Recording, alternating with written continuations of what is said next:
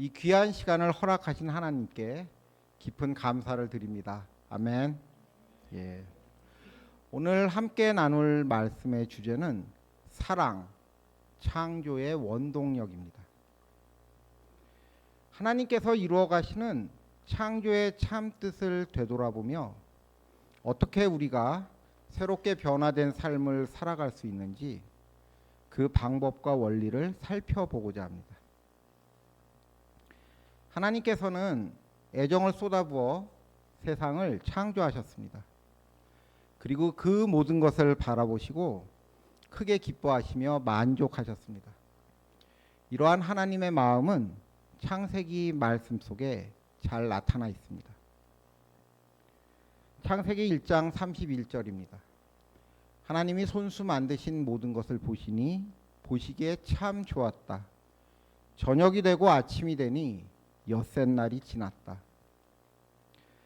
하나님께서는 창조하신 세상을 보시며 참으로 좋다고 말씀하셨습니다. 여러분은 어떻게 느끼십니까? 정말 그렇게 느껴지십니까?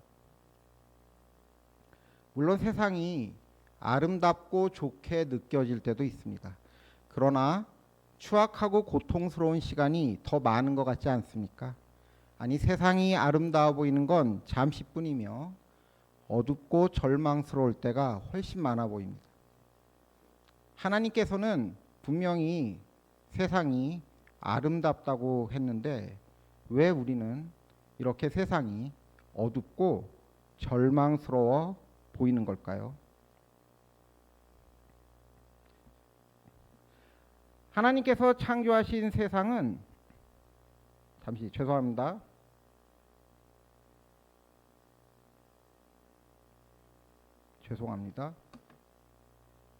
죄송합니다.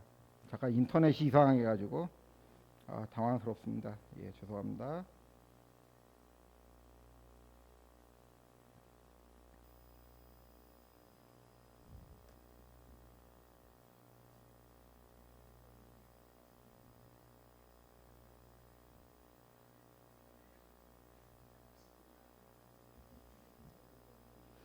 잠시 금방 하겠습니다. 죄송합니다. 오늘따라 왜 이런지 모르겠습니다. 천천히 하겠습니다.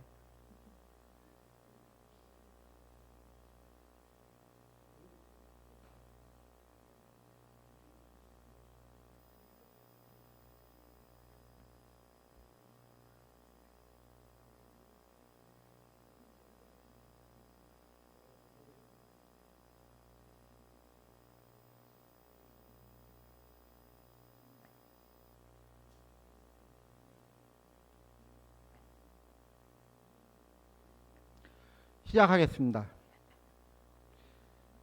하나님께서 창조하신 세상은 본래 에덴 동산처럼 순수하고 아름다웠습니다. 이때 세상은 하나님의 뜻대로 살아가는 질서와 평화의 공간이었습니다. 이때 완전한 상태를 신학 용어로 창조 질서라고 부릅니다. 이거 왜 또 안 되나?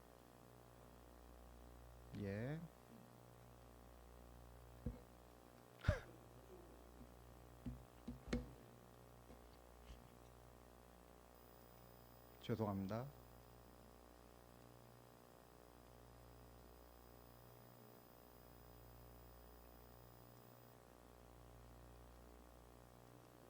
아까 잘 됐는데?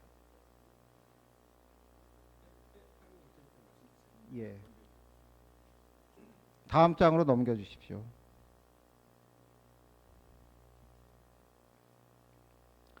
그러나 너무 넘어갔습니다. 오늘 죄송합니다. 이거 분위기를 자꾸 깨네.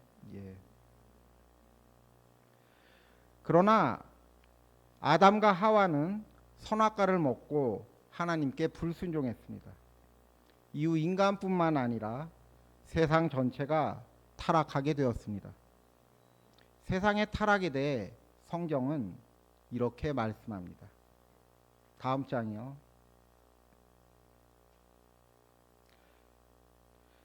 로마서 8장 21절에서 22절입니다.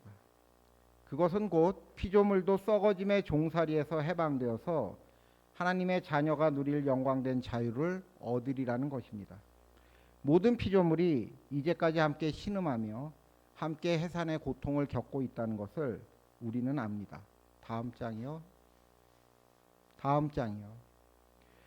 우리는 구원이라고 하면 주로 자신의 개인적인 구원만을 생각합니다. 그런데 바울은 우리가 구원을 받게 되면 이 세상 또한 우리와 함께 구원을 받는다고 말합니다. 이 말씀 안에는 하나님께서 창조하신 세상에 대한 깊은 뜻이 담겨 있습니다. 다음 장이요. 구원은 하나님께서 처음 창조하신 본래의 질서를 회복하는 것을 의미합니다. 우리의 영혼만이 아니라 죄로 훼손된 세상까지도 새롭게 회복되는 것입니다. 다음 장이요. 그러므로 창조는 과거에 하나님께서 세상을 만드셨다는 하나의 사건으로 끝나지 않습니다. 하나님께서 오늘도 죄로 무너진 세상을 회복하시며 그분의 창조를 이루어가고 계십니다. 지금 이 순간에도 우리는 하나님의 창조 역사 속에서 살아가고 있는 것입니다. 창조 질서는 영원하신 하나님처럼 결코 변하지 않습니다. 이러한 창조 질서의 예를 들면 하나님을 온 마음으로 사랑하고 이웃을 내 몸처럼 사랑하라는 말씀을 들 수 있습니다. 반면 세상 질서는 죄로 물든 인간처럼 변질되었고 하나님의 창조 질서에서 멀어지고 말았습니다. 그 결과 사회계급, 부와 권력, 민족과 인종 등 인간 사회의 모든 관계가 죄의 영향 아래 놓이게 되었습니다. 그 안에서 억압과 차별이 생겨나게 되었습니다. 정의란 억압과 차별을 타파하고 공정하고 평등한 사회를 이루는 것을 말합니다. 정의는 창조 질서의 회복과 깊이 맞닿아 있습니다. 억압과 차별은 죄에서 비롯되었기 때문입니다. 기독교는 왜곡된 세상 질서를 거부하고 하나님의 창조 질서를 따르기 위해 노력해 왔습니다. 이는 곧 하나님께서 이루어 가시는 창조에 동참하는 길이기도 합니다. 창조는 새로운 것을 만든다는 점에서 변화를 의미합니다. 변화는 우리의 삶이 성화를 이루며 가는데 핵심이기도 합니다. 따라서 창조 질서에 대한 올바른 이해는 매우 중요합니다. 그러나 창조 질서에 대한 해석은 분분하며 그로 인한 논쟁과 갈등도 매우 혼란스럽습니다. 이러한 혼란은 크게 두 가지 문제점에서 비롯됩니다. 첫 번째 문제는 창조 질서를 사유화하려는 태도입니다. 미국 남북전쟁 당시 북부와 남부는 내전을 벌였습니다. 노예 해방이 그 이유였습니다. 남부는 자신들의 경제 기반인 목화농업을 지키기 위해 노예 해방을 반대했습니다. 그들은 성경에 노예 제도가 있다는 점, 그리고 이를 폐지하라는 명시적인 교리가 없다는 점을 근거로 들어 노예 제도를 정당화했습니다. 심지어 노예 제도를 부정하는 것은 곧 성경을 부정하는 것이기에 노예 제도를 반대하는 사람은 하나님께 구원받을 수 없다는 극단적인 태도마저 보였습니다. 자신들의 권익에 따라 세상의 제도나 관습을 창조 질서라 우기는 일은 역사 속에서 수도 없이 벌어졌습니다. 결국 이 때문에 정의를 둘러싸고 두 세력이 맞서게 됩니다. 한쪽은 자신들의 기득권을 지키기 위해 기존의 세상 질서를 영원하신 하나님의 창조 질서라고 주장합니다. 반대쪽은 개혁을 부르짖으며 맞서 싸우지만 점차 그들의 사상에 갇혀 완고해집니다. 창조 질서와 세상 질서를 분별하는 대신 창조 질서 자체를 폐기해야 할 낡은 유산으로 여기게 됩니다. 그들은 더 이상 정의를 창조 질서 위에 세우려 하지 않습니다. 오히려 창조 질서를 완전히 없애야만 진정한 정의를 이룰 수 있다고 주장합니다. 그러한 모습은 마치 발 디딜 바닥 없이 허공에 서 있으려는 사람과도 같습니다. 이처럼 양쪽은 극단적으로 대립하나 하나님의 창조 질서를 자기들 입맛대로 사유화합니다. 그 가운데 있는 대다수의 눈에는 양쪽 모두 똑같습니다. 결국 그들은 갈 곳 없이 방황하고 지치고 실망한 채 점점 소외되어 갑니다. 그러나 성경은 양쪽 모두 단호히 거절하며 우리에게 분명한 길을 제시합니다. 세상은 기독교를 보수적인 종교라고 생각합니다. 그래서 세상은 기독교를 이렇게 평가합니다. 기독교는 현상 유지에만 집착해. 기독교는 세상 일에 무관심하며 늘 현실과 동떨어져 있어. 기독교는 세상의 모든 개혁을 인본주의라 배척하며 거기에 동참하려 하지 않아. 기독교가 이처럼 비춰지는 현실 앞에서 우리는 깊이 반성해야 합니다. 그러나 세상의 평가는 오해에서 비롯된 것입니다. 성경은 누구보다 변화를 소망합니다. 다만 변화는 결코 한순간에 이루어지지 않습니다. 언제나 우리가 기대한 것보다 더디게 다가옵니다. 마치 이제 곧 봄이 온다고 말하지만 바깥 세상은 여전히 눈이 녹지 않고 찬바람이 매섭게 부는 것과 같습니다.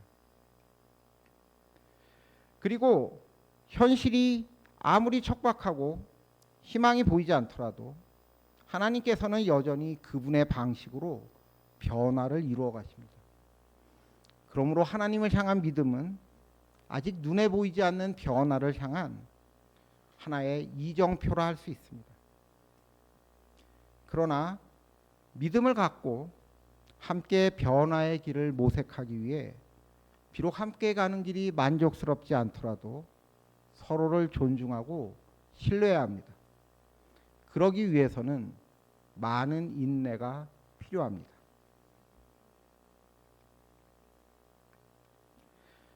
그렇다면 우리는 어떻게 인내의 능력을 얻게 되는 걸까요? 바로 이 지점에서 성경이 말하는 변화는 세상이 말하는 변화와 완전히 다릅니다. 하나님께서 변화를 추구하시는 모습은 마치 선한 목자와도 같습니다. 선한 목자는 99마리의 양을 들에 남겨놓고 잃어버린 한 마리의 양을 찾아 나섭니다.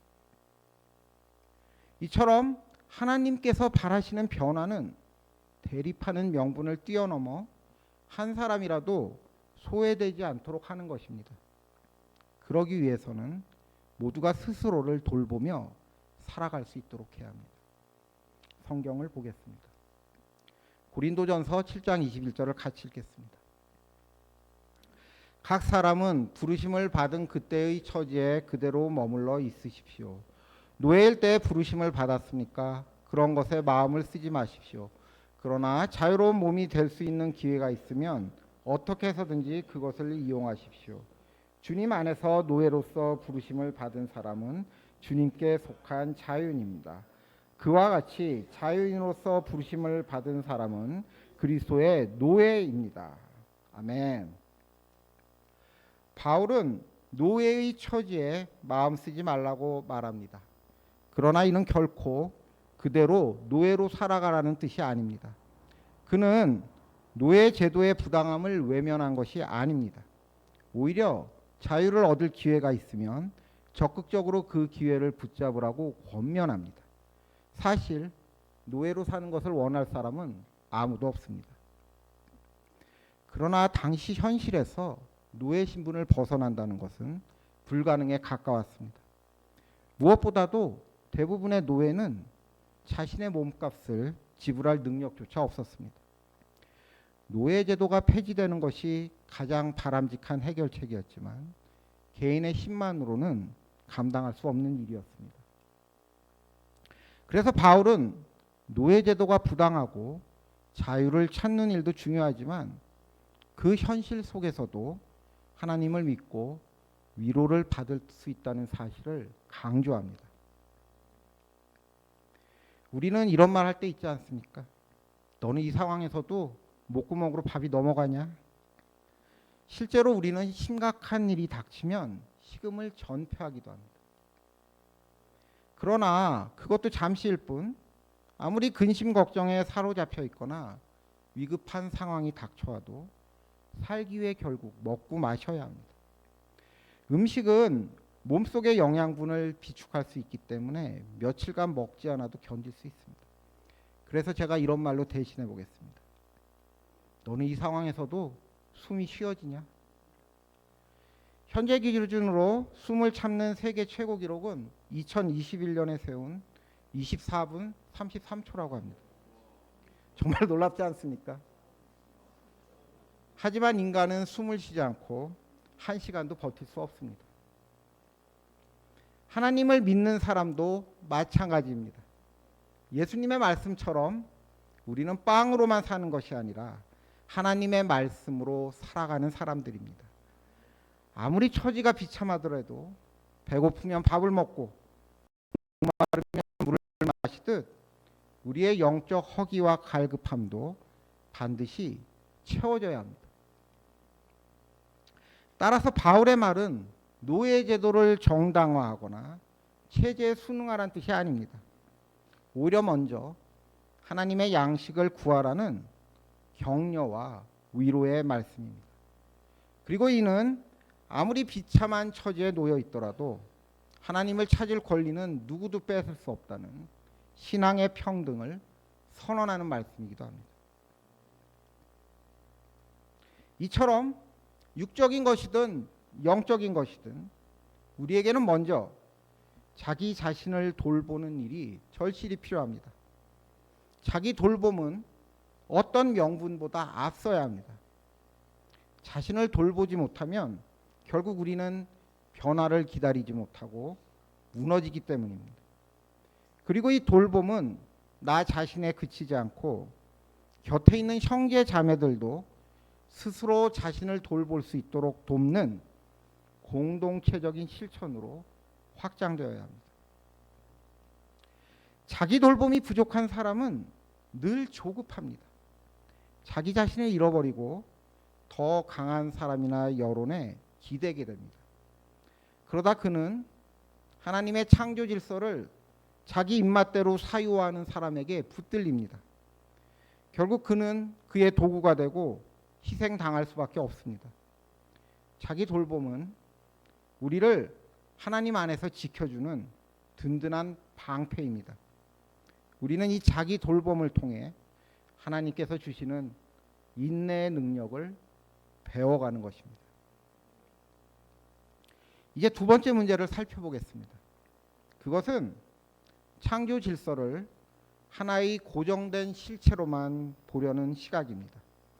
진리는 변하지 않는다는 개념을 지나치게 강조한 나머지 다른 해석이나 관점을 전혀 허용하지 않으려는 태도입니다. 그 대표적인 사례가 바로 남녀평등 문제입니다.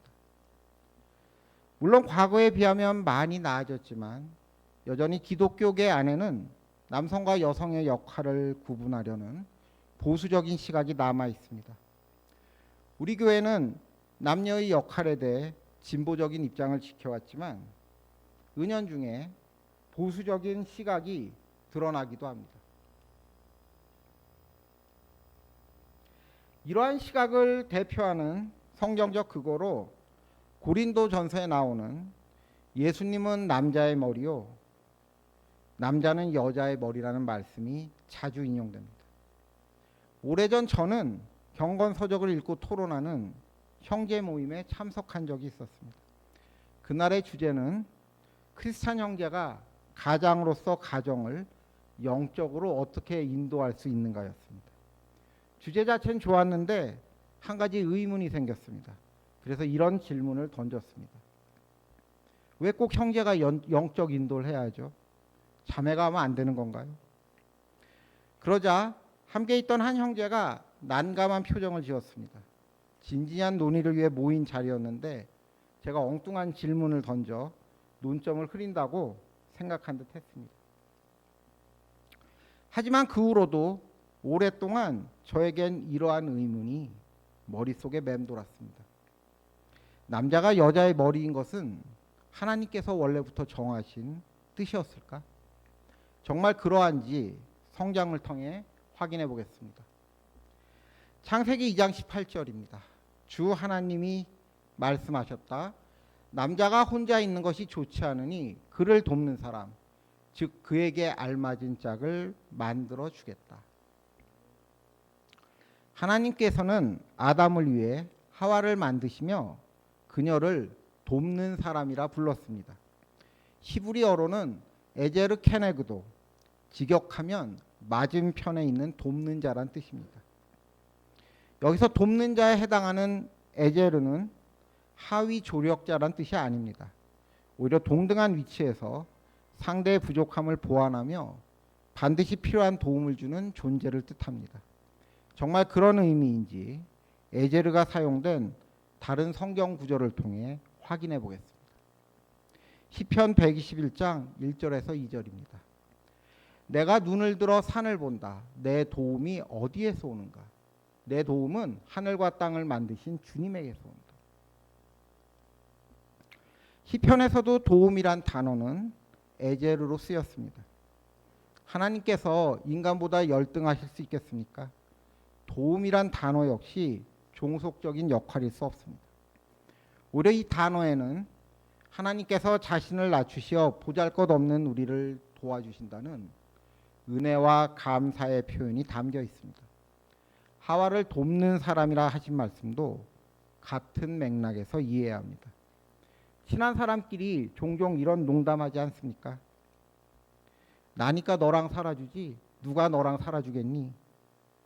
이런 격이 없는 말처럼 하와는 아담에게 꼭 필요한 존재이며 감사해야 할 대상임을 강조하는 표현이라 볼 수 있습니다. 이처럼 타락 이전의 남자와 여자는 완전히 평등한 관계였습니다.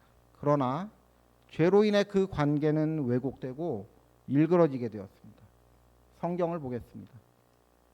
창세기 3장 16절입니다. 여자에게는 이렇게 말씀하셨다. 내가 너에게 임신하는 고통을 크게 더할 것이니 너는 고통을 겪으며 자식을 낳을 것이다. 네가 남편을 지배하려고 해도 남편이 너를 다스릴 것이다. 남자가 여자의 머리라는 견해는 타락 이후에 생긴 견해일 뿐, 결과일 뿐, 남녀가 처음 창조될 때부터 지녔던 본연의 특성이 아닙니다. 물론 이에 대해 다른 의견을 제시하는 해석도 있습니다. 죄는 하와가 먼저 지었지만 하나님께서는 아담을 먼저 부르셨습니다. 아담이 하와의 보호자, 즉 머리였기 때문에 하나님께서 아담에게 먼저 책임을 물으셨다는 것입니다. 마치 아이가 잘못했을 때 부모에게 먼저 책임을 묻는 것과 같다는 해석입니다. 그러나 저는 이 해석에 동의하지 못합니다. 왜 그런지 성경을 통해 살펴보겠습니다. 창세기 3장 12절입니다. 하나님께서 저와 함께 살라고 짝지어 주신 여자, 그 여자가 그 나무의 열매를 저에게 주기에 제가 그것을 먹었습니다. 아담은 이렇게 말하지 않았습니다. 하나님, 모든 것이 제 잘못입니다. 제가 하와를 바르게 인도하지 못했고 오히려 함께 죄를 지었습니다. 부디 아무것도 모르는 하와를 용서하시고 저를 벌하여 주십시오. 오히려 아담은 이렇게 말합니다. 하와가 저를 부추겨서 제가 열매를 먹었습니다. 그리고 하나님께서 저를 위해 저 여자를 만들어주지 않으셨다면 저는 이런 죄를 짓지 않았을 것입니다. 아담은 책임을 하와와 하나님께 넘겼습니다. 이 모습만 보아도 우리는 알 수 있습니다. 아담은 하와를 보호할 책임이 없다고 여겼습니다. 오직 자신만을 변호하려 했을 뿐입니다. 하나님께서 아담을 먼저 부르신 이유는 아담을 하와의 보호자로 보셨기 때문이 아니라, 비록 하와가 먼저 죄를 지었지만 아담 역시 하와와 다를 바 없는 공범임을 분명히 하시려는 뜻이었습니다.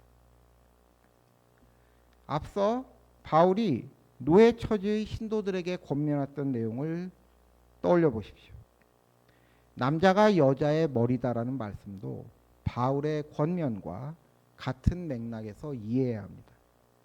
노예 제도나 남녀 불평등은 하나님께서 처음부터 정하신 창조 질서가 아니라 죄로 인해 고통받게 된 세상의 현실이었습니다. 그러나 성경은 그런 현실 속에서도 하나님의 은혜 안에서 자신을 돌보며 바르게 살아갈 수 있는 길을 제시합니다. 주인과 종, 남자와 여자 모두가 하나님의 은혜 아래에 놓여 있습니다. 사도 바울의 권면은 그 은혜 안에서 각자의 자리를 감당하며 하나님을 향해 나아가도록 하는 하나의 지침일 뿐이었습니다. 물론 그 당시 그 지침은 반드시 필요했습니다. 그러나 그 지침은 변하기 마련인 세상 질서를 염두에 둔 것입니다.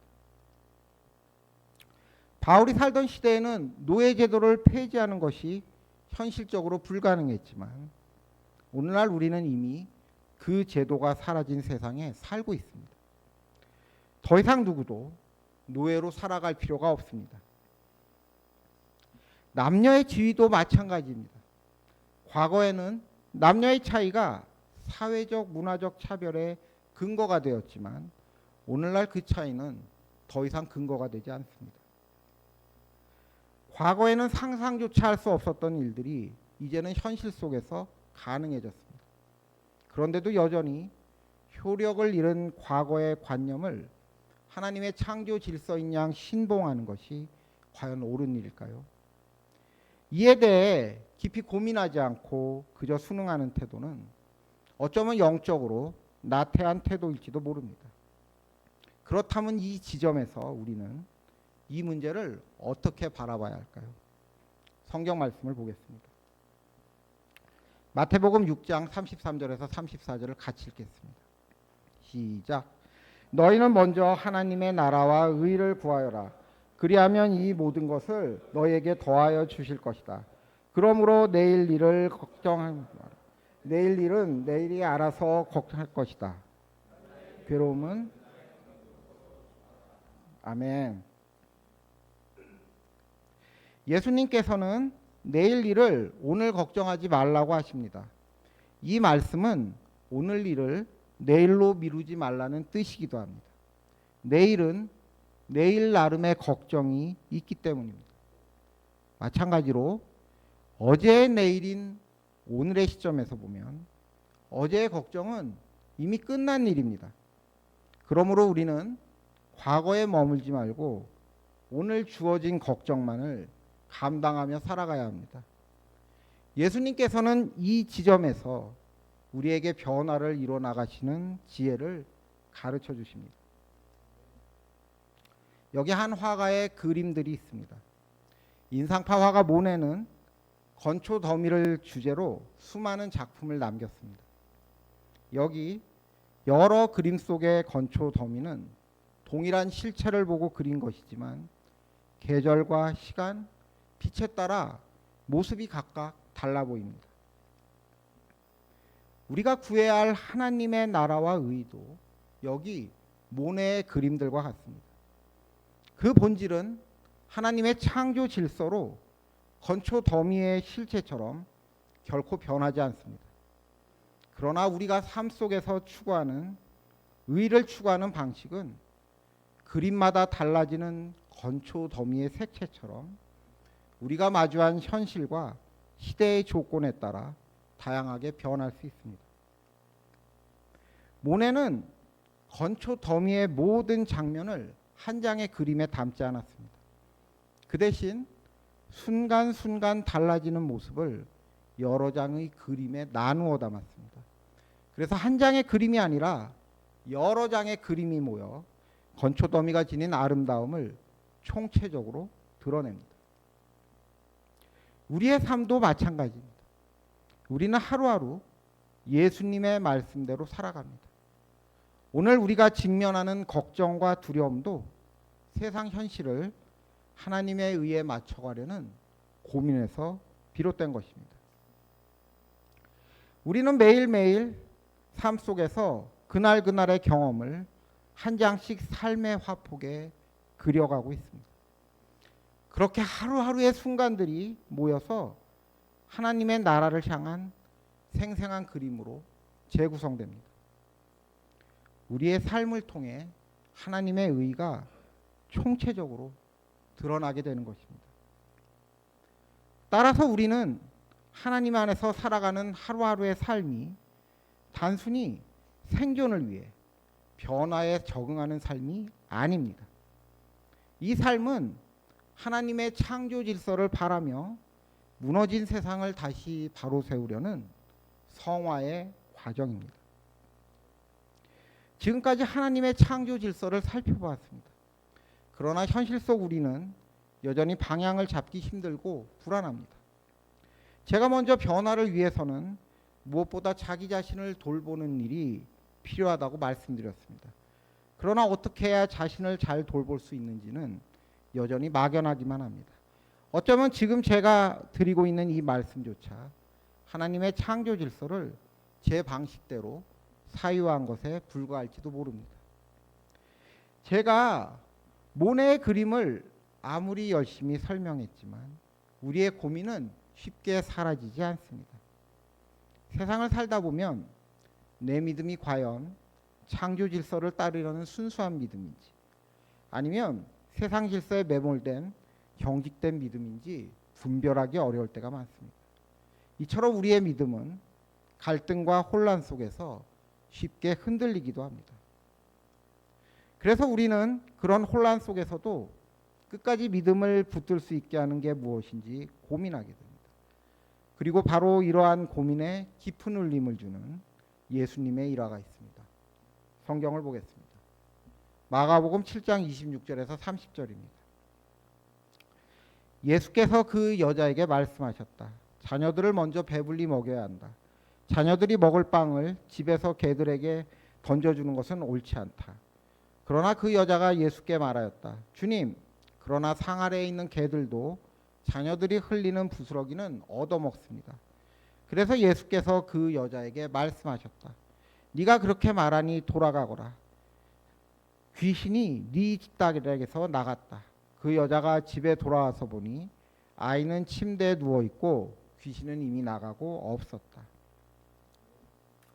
수로보니게의 여인은 귀신 들린 딸을 고쳐달라며 예수님을 찾아왔습니다. 그러나 예수님께서는 그녀의 간청을 단번에 거절하십니다. 이 장면에서 예수님은 우리에게 익숙했던 모습과는 전혀 다른 태도를 보이십니다. 하나님께서는 이스라엘을 선택하시고 언약을 맺으셨습니다. 이 언약은 외세의 억압 속에서도 하나님의 백성으로서 정체성을 지킬 수 있는 든든한 방패가 되어 주었습니다. 이토록 소중한 언약이었지만 하나님의 창조 질서는 아니었습니다. 다만 예수님께서 오시기 전까지만 유효했을 뿐입니다. 그 후 하나님의 창조 질서는 예수님을 통해 새로운 단계로 도약하게 되었습니다. 그 가운데 가장 두드러진 변화는 하나님의 구원이 이스라엘을 넘어 모든 이방인에게까지 확장되었다는 점입니다. 그러나 예수님께서 여인에게 보이신 태도는 복음적이라기보다는 오히려 구약적이었습니다. 세상 질서가 창조 질서를 앞서가는 모양새였습니다. 오병이어의 기적으로 5천 명을 배불리 먹이신 넉넉함을 기대할 만도 했지만 예수님은 딱한 여인의 간절함마저 외면하실 정도로 냉정하기 짝이 없으셨습니다. 예수님께서 왜 그러셨는지 우리는 그 깊은 뜻을 알 수 없습니다. 그런데 놀랍게도 여인은 끝까지 예수님께 매달립니다. 왜 그녀는 그토록 절실했을까요? 바로 사랑하는 딸 때문이었습니다. 귀신 들려 고통받는 딸을 생각하면 절대 포기할 수 없었습니다. 그리고 마침내 그녀는 절박한 심정으로 빵빵 부스러기 이야기를 꺼냅니다. 주님, 강아지도 사람처럼 굶으면 죽습니다. 배가 고프면 살기 위해 바닥에 떨어진 빵 부스러기라도 주워 먹습니다. 그러자 그 순간 놀라운 일이 벌어집니다. 예수님께서 그녀를 다시 받아들이십니다. 동시에 그녀에게 냉담했던 세상의 질서, 곧 이스라엘이 먼저 구원받아야 한다는 구약의 경계가 무너져 내립니다. 결국 딸을 향한 그녀의 사랑이 그 경계를 넘어 다시금 창조 질서를 세운 것입니다. 이처럼 사랑은 세상의 모든 억압과 차별을 무너뜨리는 강한 힘을 지니고 있습니다. 우리는 세상 속에서 얼마나 많은 고통을 겪고 있습니까? 오래된 억압과 차별, 그리고 짙게 드리운 죄악의 그림자가 우리를 옥죄고 괴롭힙니다. 그것들은 우리가 벗어나야 할 족쇄이자 사슬입니다. 그러나 이 족쇄와 사슬이 모두 풀려야만 하나님의 의가 임하는 것은 아닙니다. 사슬에 묶인 채 고통받는 바로 이 순간에도 하나님의 의는 이미 우리 가운데 살아 움직이고 있습니다. 이것이 바로 십자가의 진정한 의미입니다. 예수님께서 십자가에 매달려 숨조차 제대로 쉬지 못하실 때 그 처절한 고통의 모습은 사람들 눈에 저주이자 패배로 비춰졌습니다. 그러나 바로 그 고난이 부활로 이어지는 하나님의 영광이었습니다. 여러분, 우리는 반드시 깨달아야 합니다. 예수님의 부활은 십자가라는 장애를 극복한 결과가 아닙니다. 오히려 그 고난이 있었기에 부활이 이루어진 것입니다. 우리는 종종 십자가의 고난은 외면한 채 부활의 영광만을 누리려 합니다. 그러나 십자가의 고난과 부활의 영광은 서로 대립하는 것이 아니라 결코 분리될 수 없는 하나의 실체입니다. 그렇다면 이 둘을 하나의 실체로 묶는 강력한 힘은 무엇일까요? 그것은 바로 세상 현실의 간극을 메우는 사랑입니다. 예수님께서는 스로베니게 여인이 딸에게 그러했던 것처럼 죄악으로 고통받는 우리를 깊은 사랑과 연민으로 마음 아파하셨습니다. 십자가를 향한 갈등과 동요가 없었던 것은 아니지만 예수님께서는 우리의 죄를 대속시키기 위해 기꺼이 그 고통을 감내하셨습니다. 그리고 역설적으로 우리의 죄는 도리어 예수님의 사랑을 계속 떠오르게 하는 우리의 서사가 되었습니다. 그분의 사랑은 우리 영혼 깊숙한 곳에 하나님의 창조 질서로 각인되었습니다. 제가 품었던 의문으로 다시 돌아가 보겠습니다. 남편이 아내를 잘 보살펴야 하는 이유는 그가 아내의 머리이기 때문일까요? 아닙니다.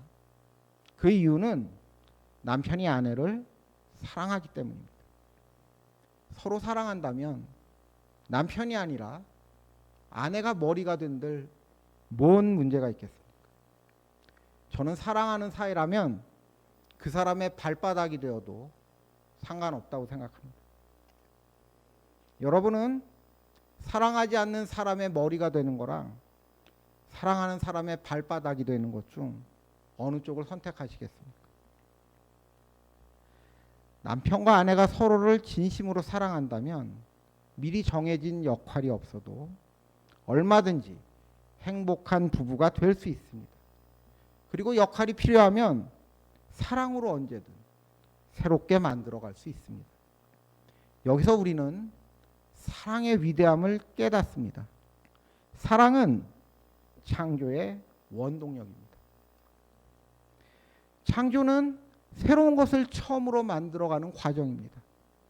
아직 형태를 갖추지 않았기에 불안을 안고 마주해야 하며 해산의 진통을 겪는 산모처럼 고통을 피할 수 없습니다. 그러나 사랑은 비록 보이지 않더라도 우리에게 확신을 심어주며 부족함 속에서도 온전한 길로 이끌어갑니다. 하나님의 창조는 하나님의 사랑이 지나온 길입니다. 그러나 창조의 역사는 단 한순간도 완전해 보인 적이 없습니다. 우연과 착오가 뒤죽박죽 섞여서 뭐가 뭔지 도저히 구분할 수 없는 결과물처럼 보이기도 합니다.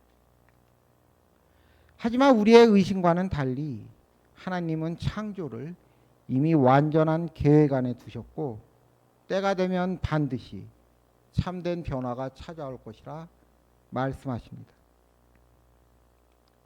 때가 되면 그 변화가 찾아온다 했지만 여기서 때는 고정된 시간이 아닙니다.